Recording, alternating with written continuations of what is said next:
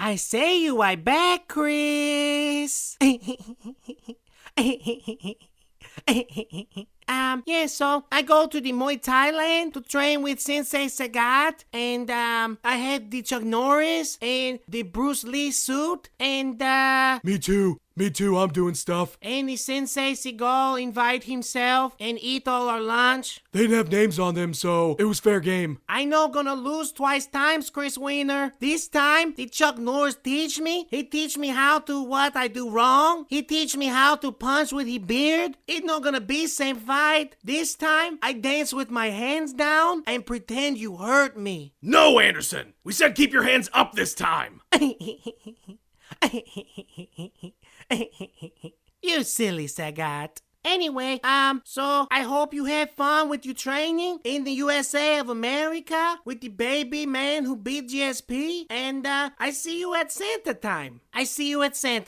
Executive decision. What's up, fight fans? Welcome to TTTHS. I'm the NFL Pro Bowl of MMA, Tommy Toehold. Today, Bellator versus UFC, the Montreal Screwjob moves to Rio, and Korean Zombie defeats Korean Zombie. Plus, if you're a comment of the week, and stick around to the end of the episode to find out how you can win a G Fuel pint glass and some G Fuel samples from the awesome ass folks at Gamma Labs. Let's do this shit!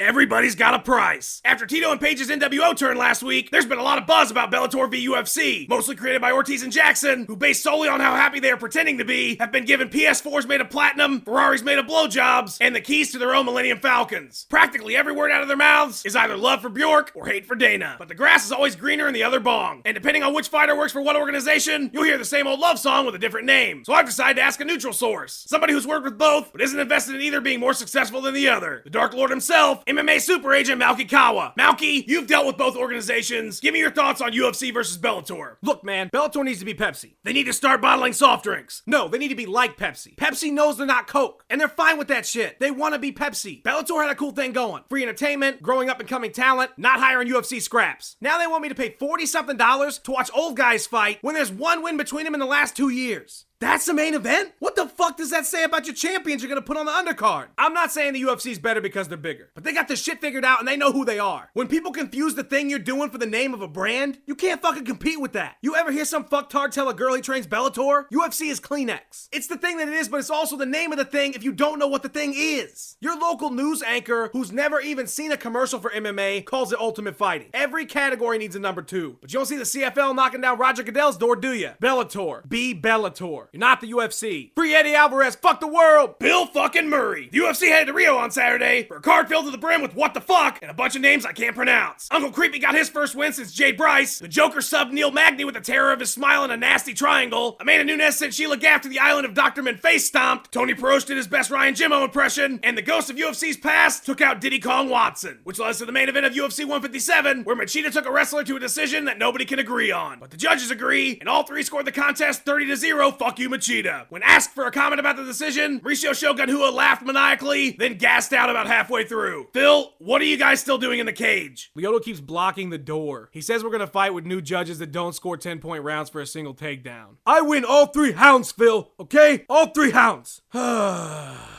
We he match now. Lyoto, it doesn't work that way, dude. We can't just fight again and it count.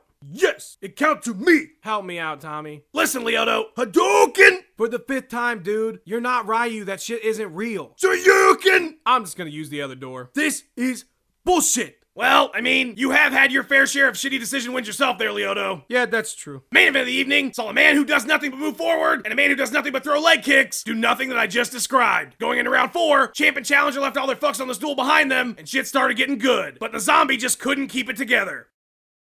And found himself on the mat with fists in his face about 10 seconds later. With the win, Aldo took a short notice match with kidney stones, which is currently in progress. Let's take a look. I'll be translating for Jose today, Tommy, and I'd like to apologize. The lights in our room have been flickering off and on all day. That's okay, German-Brazilian translator guy. How you feeling, champ? He says he's in a lot of pain, but he thinks he'll recover soon, and he wants everyone to know that texting and driving can cause car accidents. Very true. I noticed there weren't a lot of leg kicks Saturday night. What was up with that? He says his foot was hurt in the first round, so he was unable to throw the kicks as he wanted to. He also said unused outlets should have covers placed on them to avoid accidental electrocutions in small children. Also, strong advice. So, does he want to fight Zombie again after the way the bout ended, or is he ready to move on? I'm sorry, Tommy. He says he's feeling a bit weak and cannot continue the interview. He says that sometime during the second round against Zombie, he received a small scratch, and at that very moment began to feel ill, leading to his hospitalization today. He also said that drinking alcoholic beverages in a hot tub can lead to accidental drownings. Holy shit! That's a good call in the hot tubs. I think you turned into a zombie, Jose. He says, brains. He also said, leaving objects on a flight of stairs is a tripping hazard. Oh no, not you too, Joss Whedon. Brains.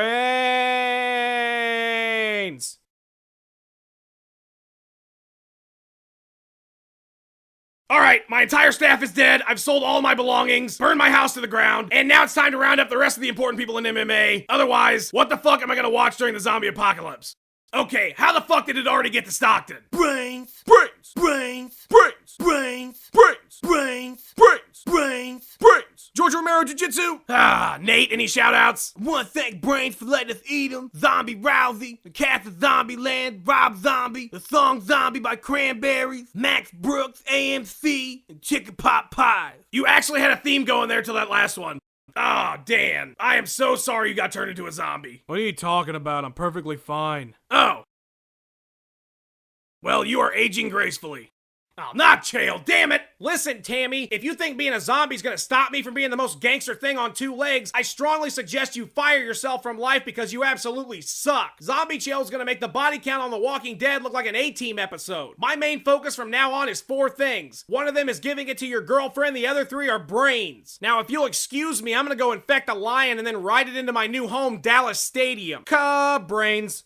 Well, that's it. They got you. I guess the UFC's done. Shut the fuck up, dummy. The UFC's not going anywhere. I'm on my way right now to have some brains with the Sultan of Bhutan. And we're gonna talk about getting UFC brand brain juice in over 1,000 locations. My schedule's fucking nuts. Me and Zombie Lorenzo have been busting our asses. Once we leave Bhutan, I'm heading to Texas to get Dallas Stadium for UFC 200 next year. The main event is what's left of Zombie John Jones versus the legs of Anderson Silva. Zombies fucking love MMA. That stadium is gonna be crawling room only. Well, you might want to head off Chael. He's on his way there with a zombie lion. Viewer comment time! Each week I post a video, and each week a handful of you find the time to give me some feedback. Constructive stuff like this week's best from Philippi32 who wrote, I started watching your show months ago and haven't stopped shitting since. So, less laxatives next week? Got it, thanks. That's Show Fight fans! Follow me on Facebook and Twitter for awesome cupcake recipes. Big ass thanks to all my awesome friends on these 2 walls of logos. Another big ass thanks to Bruce Buffer and It's Time Ministries. Go to TTTHS.com, buy a Beanie Keep Patcher t-shirt, take a badass picture in it, and I'll put you on the show. Or go to a UFC event and end up on TV.